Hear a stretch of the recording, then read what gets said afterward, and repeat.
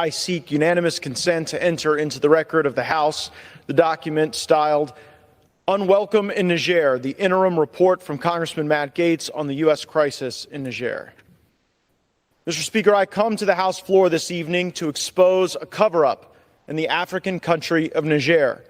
This cover-up exists to conceal the humiliating failures of the Biden administration in Niger, throughout Africa, and throughout the world.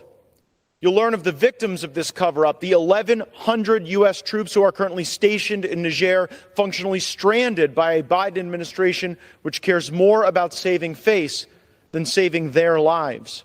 Our troops in Niger have been pleading for help. They've sent intelligence reports and letters stating that they are rarely getting safe water. They can't get diplomatic oversights to receive medicine, fresh troop rotations, or basic supplies. They have no mission. And the local authorities are becoming increasingly hostile. The current government of Niger has called the U.S. presence in the country illegal. Why have these pleas not been heard? It is because U.S. Embassy Niger has been blocking the intelligence.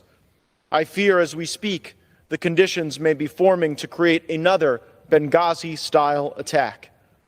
So how did we get here? With 1,100 American troops stuck, thoroughly unwelcome, in a country where we have invested more than $500 million U.S. taxpayer dollars. It all began when Biden and Blinken chose Niger to be the centerpiece of their Africa strategy. Blinken even visited the country in March of last year, saying, quote, "Niger is an extraordinary model, a model of resilience, a model of democracy, a model of cooperation." What a difference a year makes. Just a year and a day after those remarks, the democratically elected government of Niger was replaced by a military coup. And the United States military literally trained the coup leaders. I asked General Langley, who runs AFRICOM, why this happened, why so many coup leaders are trained by our service members. And he said, well, Congressman, training people to overthrow their democratically elected governments is not in our curriculum. But the results are staggering and embarrassing. In Guinea, Mali, Niger, Burkina Faso, and other countries, there were coups, and in each of those coups, there was one common element: U.S. training for the coup leaders. Now, the coup government currently in charge of Niger wouldn't even meet with General Langley when he went to talk about our base. The Prime Minister literally slammed the door in his face. You'd think if we trained you to overthrow your democratically elected government, we could at least get a meeting. But instead of a burgeoning pro-U.S. sentiment, we now have the coup leaders we trained turning to Russia as their preferred security partner.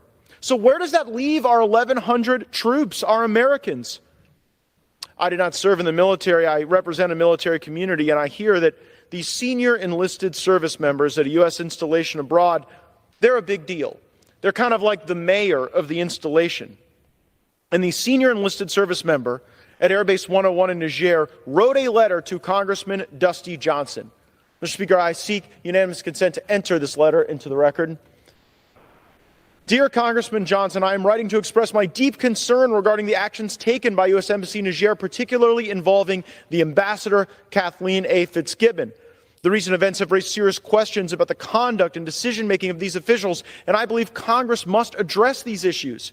As a service member deployed to Niger, Africa, I have noticed that the embassy intentionally suppressed intelligence information from the ground, forced collection elements to maintain the facade of a great country-to-country relationship. They failed to be transparent with U.S. service members deployed to the country. They gave a pretense that things are being worked and that it's above our level, all the while diplomatic oversight clearances for U.S. military aircraft were purposefully not being approved by the country's military government as a political bargaining chip to entice the U.S. government back to negotiate their withdrawal. Since July 23rd, the day of the coup d'etat, the Americans deployed here have not been able to perform their primary mission. They've been told to sit and hold. It's clear that the country of Niger does not want a permanent military presence in their country, and they have informed us that we need to leave. At this time, there are approximately 1,100 U.S. service members in the country who are essentially being held hostage from returning to their homes and to their families while the State Department continues with failed diplomacy by not communicating with the country of Niger on what the withdrawal plan would look like. Additionally, the government of Niger is not processing visas for U.S. service members for entry into the country, which is especially concerning because the U.S. forces were scheduled to end a 6-month deployment early this month when relief forces arrived. The embassy failed to share any of this information with decision makers at any level of the Department of Defense regarding this, further complicating our ability to conduct the swap of personnel. These actions have deeply troubled me and many others in the community at home, as well as the service members deployed here with me and their families back in the States. Our diplomatic and defense representatives need to uphold the highest standards of professionalism and ethical conduct, especially in sensitive regions like Niger. The actions taken by the embassy officials not only reflect poorly on the United States, but also have potential implications for our bilateral relations with other partner nations and the safety of our personnel in this region.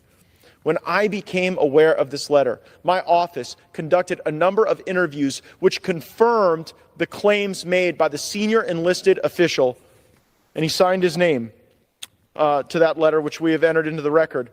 And we've done those investigations, and we've learned that the top public health official says that in the month of May, they are going to run out of medicine in Niger. And it's worse than that. Our partner countries, Italy and Germany, you would think they would help us facilitate medicine and supplies, but they won't even help transport needed materiel to our service members because they're worried about being expelled from the country. And if that isn't worse, the fact that we've got Russia as the preferred security partner now means there are Russians behind the wire at Air Base 101. We have Russians on our base somewhere. That would never happen. But the only reason it's happening is because Blinken and Biden are humiliated that their plan failed, that they poured $500 million into this country where now we're being thrown out by the scruff of our neck. Well, Joe Biden and Tony Blinken's failures should not have to be visited on the 1,100 service members there who are there fighting for us, wanting to do patriotic duty, and are being held hostage, and they are being stranded. And I will fight for them, and I will fight against this administration that would use our service members as pawns because they can't get their act together. Just because Biden and Blinken can't say oops doesn't mean we should abandon our troops. Thank you, Mr. Speaker. I yield back to the gentleman from Utah, and I thank him for his indulgence in the time. Absolutely. Thank you to the gentleman from Florida and for sharing that information. It's part of the job that we need to be doing and what we can do to uncover and for a thorough analysis.